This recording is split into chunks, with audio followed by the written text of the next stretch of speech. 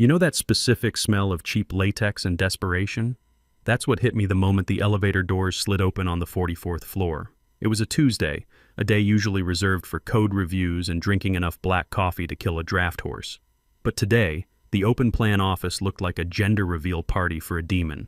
Purple and gold balloons were bobbing against the air vents, tied to ergonomic chairs with curling ribbon that probably cost more than the intern's hourly wage.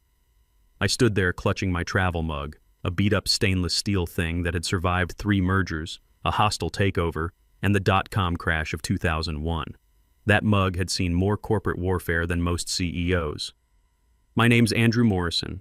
I'm 48 years old, and I've been building computer systems since before most of these kids knew what a floppy disk was. Started programming COBOL back when Y2K was an actual crisis, not just a Wikipedia entry. Survived the dot-com bubble, the 2008 recession, and enough digital transformations to fill a graveyard.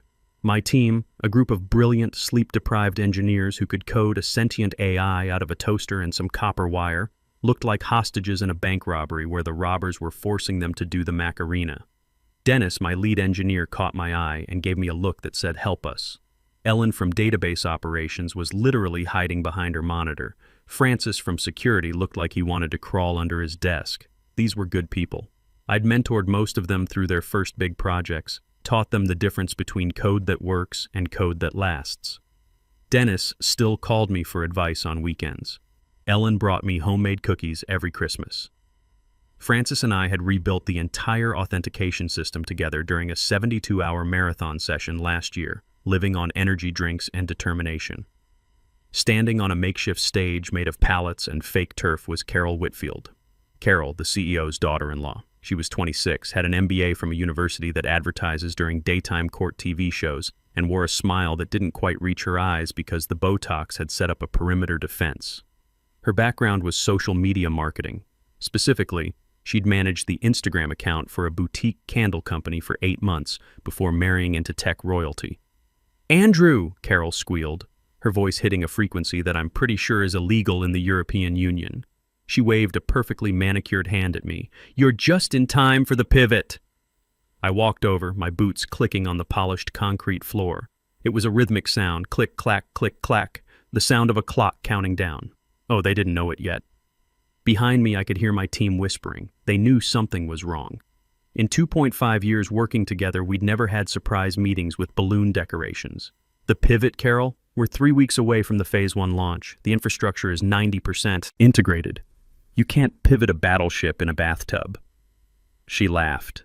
It was a tinkling, condescending sound like ice cubes hitting the bottom of an empty glass. "Oh, Andrew, you're so analog. We're not building a battleship anymore. We're building a movement." She gestured to the screen behind her with the enthusiasm of a game show hostess. My architectural diagrams, 2.5 years of my life, thousands of hours of structural logic, the proprietary backbone that was currently holding up the company's entire $120 million valuation, were gone. Vanished. In their place was a slide that just said Synergy 2.0 in a font that looked like it was written in crayon by a kindergartner having a seizure. I felt something cold settle in my stomach. Not panic. I'd learned years ago that panic was a luxury engineers couldn't afford. This was recognition, the same feeling I'd had in 2008 when I watched Lehman Brothers collapse, or in 2001 when the first dot-com darling started folding, the feeling of watching gravity reassert itself. "I've been appointed transformation director," Carol announced, beaming at the room like she'd just cured cancer. The applause was scattered, terrified. A few people clapped because they didn't know what else to do. Most just stared. "And my first act is to democratize the leadership. Andrew, you've done steady work, really solid. But we need fresh eyes. We need digital natives." Digital natives. I'd heard that phrase before, usually right before someone tried to replace 20 years of hard-won experience with enthusiasm and a YouTube tutorial. I'd been called analog before too, usually by people who couldn't debug their way out of a paper bag, but knew all the latest buzzwords. She pointed to a kid standing next to the ficus plant. "Jeffrey here will be taking over as lead architect for the final rollout." Jeffrey was 22. Jeffrey wore loafers without socks and once asked me if Sequel was the sequel to a movie he hadn't seen. Jeffrey had been with the company for 6 weeks, spent most of his time updating his LinkedIn profile, and thought legacy code was just old stuff that didn't matter anymore. The silence that followed was heavy. It had mass. It had gravitational pull. I could feel it pressing down on the room like the atmospheric pressure before a tornado. My lead engineer, Dennis, looked at me with wide eyes, silently begging me to scream, to throw a chair, to do something. Ellen had gone pale. Francis was slowly shaking his head. They knew what this meant. They knew what Jeffrey didn't. That our system wasn't just code, it was an ecosystem. A living, breathing network of dependencies and safeguards that had taken years to perfect. But I didn't scream. I'm a systems architect. I don't deal in chaos. I deal in logic gates and load balancers and the kind of methodical thinking that keeps servers from catching fire. And the logic here was flawed, catastrophically so, but the contract was absolute. Jeffrey, I said, my voice dead. Calm. Do you know what the load balancer latency threshold is for the primary cluster? Jeffrey blinked. His confident smile wavered like a Wi-Fi signal in a thunderstorm. We're going to move everything to the cloud, right? So, 0? Right, I said. 0. The irony wasn't lost on me. 0 was exactly what they'd have left when this was over. I looked at Carol. She was glowing with the triumph of the incompetent, that special radiance that comes from being absolutely certain you're brilliant while standing on the edge of a cliff. She thought she was clearing out the old guard, making room for innovation. She thought she was winning. She had no idea she was pulling the pin on a grenade and tucking it into her designer handbag. See, the thing about being 48 in tech is that you've seen this movie before. You've watched hotshot MBAs walk into engineering departments like conquistadors, convinced that 25 years of accumulated knowledge could be replaced with fresh thinking and positive energy. I'd watched it happen at 3 previous companies. Each time, the carnage was spectacular. But this time was different. This time, I wasn't just some senior engineer who could be shuffled aside. This time, I held the keys to the kingdom, and I'd learned from those earlier disasters. I'd prepared. So, Carol said, clasping her hands together like she was about to lead a team-building exercise, I know this is a transition, Andrew. We'll keep you on for 2 weeks to transfer knowledge. You can work from the overflow cubicle near the bathrooms. It'll be quieter for you to write up the documentation for Jeffrey. The disrespect was breathtaking. It was almost art. After 2.5 years of 70-hour weeks, after building the foundation that kept their lights on, after mentoring half the engineering staff and personally debugging every major system failure, she wanted to stick me in a closet next to the men's room like a piece of outdated equipment. I could see the shock on my team's faces. Dennis looked like someone had just told him his dog died. Ellen was staring at her keyboard, probably wondering if she should update her resume. Francis was clenching and unclenching his fists. These people had become more than colleagues over the years. We'd been through the trenches together, pulled all-nighters fixing critical bugs, celebrated successful launches with beer and pizza at 2 a.m. I set my travel mug down on the nearest desk. The sound echoed in the sudden silence. I reached into my jacket pocket, not for a weapon, though in a just world I might have considered it, but for something far more powerful. My badge. A heavy magnetic key card that gave me access to the server rooms, the executive suites, and the hidden freight elevator that Carol probably didn't even know existed. No need, I said, my voice carrying the calm certainty of a man who'd been planning for this moment since the day Carol first showed up and started using words like ideate and synergize in status meetings. Carol tilted her head like a golden retriever confused by a magic trick. Excuse me? I don't need 2 weeks, I said. I slid the badge across the table. It spun and stopped right at the edge, teetering. One small vibration and it would fall. How poetic. I resign. Effective immediately. The words hung in the air like smoke from a fired gun. I could see Carol's brain struggling to process what had just happened. In her world, people didn't quit. They were managed out, repositioned, optimized. But they didn't just walk away from steady paychecks and health insurance. You can't just quit, Carol scoffed, but there was a note of uncertainty creeping into her voice. We have a board meeting at 5 p.m. The investors are coming to see the demo. My father-in-law specifically said you needed to be there to answer the technical questions. Jeffrey is the lead architect now, I said, smoothing down my jacket with deliberate care. He's a digital native. I'm sure he can explain the synergy. Behind Carol, Jeffrey was starting to look like a deer caught in headlights. He was probably realizing that being put in charge of a $120 million project was like being handed the controls of a nuclear reactor when your previous experience was changing batteries in a smoke detector. "Andrew, stop being dramatic," Carol snapped, her carefully maintained composure starting to crack like old paint. "You're staying. That's an order." I looked at her. I looked at the balloons. I looked at the fear in my team's eyes. I thought about my mortgage, paid off 3 years ago. I thought about my retirement account, carefully built up through 25 years of saving and smart investing. I thought about the weekend I'd spent last month in my garage, rebuilding a 1969 Camaro engine just because I enjoyed working with my hands and understanding how things fit together. Most of all, I thought about the contract I'd written 2.5 years ago, when they desperately needed someone to fix their dying infrastructure. The contract nobody had bothered to read carefully because they'd been too panicked about their servers catching fire. "I'm not an employee anymore, Carol. I'm a civilian, and civilians don't take orders from transformation directors."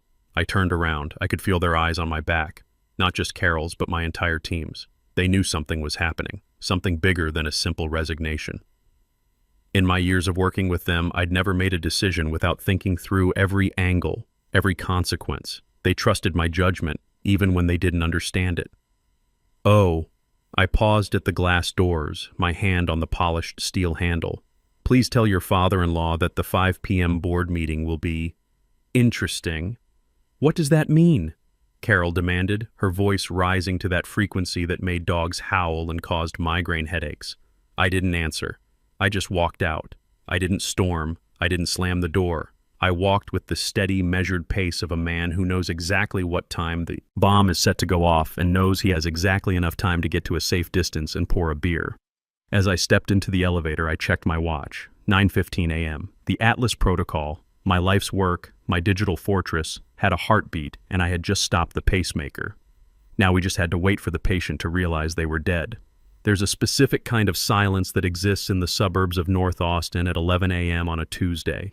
It's the silence of leaf blowers paused for lunch and Amazon delivery trucks idling at stop signs. It's the sound of Middle America getting on with its business, blissfully unaware that 20 miles away in the tech corridor, a corporate empire was about to collapse like a house of cards in a hurricane. I drove home in my F-150, windows down, no radio. Just the hum of the engine and the settling of my nervous system. 25 years in tech had taught me to recognize the moments when everything changes. This was one of them. Behind me, the glass towers of the business district grew smaller in my rearview mirror, but I could picture the chaos I'd left behind with crystalline clarity. When I pulled into my driveway, I didn't go inside immediately. Instead, I stood by my tomato plants, better boys and early girls that I'd started from seed back in March. They were looking good this year, already heavy with fruit. Gardening was something I'd picked up after my divorce 3 years ago, when I'd suddenly found myself with an empty house and too much time to think. I grabbed the hose and misted the plants, watching the water bead on the leaves. There's something therapeutic about taking care of things that grow slowly, deliberately. It's the opposite of the tech world, where everything has to be done yesterday and scaled to infinity by next quarter. My tomatoes didn't care about quarterly earnings or digital transformation initiatives. They just needed sun, water, and patience. My phone, which I'd left on the passenger seat of my truck, was lighting up like a Christmas tree. I didn't need to look at it to know what was happening. I could see the sequence of events in my mind like compiled code, each function calling the next in perfect, inevitable order. First, the gossip mill would churn. The engineers, Dennis, Ellen, Francis, and the rest, would be in a panic huddle in the break room. They knew. They were the only ones who actually understood the architecture. They knew that the Atlas system wasn't just a pile of code sitting on a server somewhere. It was a living ecosystem, a digital organism that required a specific biometric key to authorize any major changes. My key. Dennis would be the first to realize what was coming. He'd worked with me long enough to know that I never made sudden moves. When I'd taken him under my wing 2 years ago, fresh out of college with a computer science degree and no real-world experience, I'd taught him that systems thinking meant understanding consequences 3 moves ahead. He'd be running worst-case scenarios in his head right about now. Ellen would be worried about her job. She had kids in middle school and a husband who'd been laid off from Dell 6 months ago. She couldn't afford to be unemployed. Francis would be calculating how long the company could survive without its core infrastructure. He'd run the numbers before. During one of our late-night debugging sessions, we'd talked about single points of failure and what would happen if key personnel disappeared. By 10:30 a.m., Jeffrey would have tried to log into the master admin console, probably to change the color scheme or add his name to the splash screen. Something cosmetic that would make Carol happy. He would have been met with a grayed-out screen and a polite message asking for architectural authorization. He wouldn't panic yet. He's young, still believes that every problem can be solved by Googling the error message or asking ChatGPT for help. By 11 a.m., Carol would be getting annoyed. She'd be pacing around her corner office, the one that used to belong to the previous CTO before he retired early last year, demanding to know why Jeffrey couldn't just make the demo pop. She'd probably tell him to call me, and that's when the first cold tendrils of fear would start to creep in. I walked into my kitchen and made myself a sandwich. Turkey, Swiss cheese, spicy brown mustard on sourdough bread I'd baked myself last weekend. Baking was another hobby I'd picked up recently. There's something satisfying about working with your hands, mixing ingredients that transform into something useful and nourishing. It reminded me why I'd gotten into programming in the first place, back when coding felt like alchemy. I sat at my granite counter, installed it myself 5 years ago, back when I still believed in investing in the house I'd someday retire in, and finally looked at my phone. 47 missed calls, 12 voicemails, a wall of text messages that looked like the digital equivalent of someone screaming into the void. From Dennis, my former lead engineer. Andrew, please pick up. Jeffrey is trying to chmod the root directory. I can't stop him. He has admin privileges but no architectural clearance. It's going to trigger the lockout protocol. Poor Dennis. He understood the implications better than anyone else in that building. He knew that what they were witnessing wasn't a technical glitch or a system malfunction. It was the digital equivalent of an immune system response. The Atlas protocol was doing exactly what I'd designed it to do, protecting itself from unauthorized access. From Carol, Andrew, this is unprofessional. Pick up your phone. Need the password for the demo environment now. From Carol again 10 minutes later. I'm writing you up for insubordination. I actually laughed out loud at that one. The sandwich tasted incredible, probably because it was seasoned with the sweet flavor of poetic justice.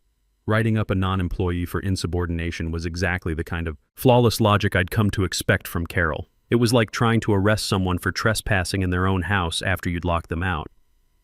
I opened my laptop. My personal MacBook, not the company-issued Dell brick I'd left behind on my desk like a discarded snakeskin. I logged into my private email server, the one I'd set up in my home office using equipment I'd bought and configured myself. Technology was my profession, but it was also my passion. I understood it at a level that people like Carol never would. I checked my sent folder. There it was, sitting at the top like a smoking gun. The resignation email I'd composed and scheduled at 6:59 a.m. this morning. But it wasn't sent to HR. It wasn't sent to Carol. It was sent to a secure encrypted escrow service that time-stamped it and forwarded it simultaneously to the board of directors, legal counsel, the external auditors, and George Whitfield's executive assistant. Timestamp 6:59 a.m., 2 hours before Carol's little coronation ceremony, 2 hours before she tried to demote me to janitor status. Why did this matter? Because in the state of Texas, and specifically within the ironclad clauses of the contract I'd written, yes, I wrote the technical scope of work, not the lawyers. The timing of departure determined the custody of intellectual property. If I had quit after she reassigned the project, it could be argued I was abandoning my post, leaving them in the lurch out of spite. But I had resigned before.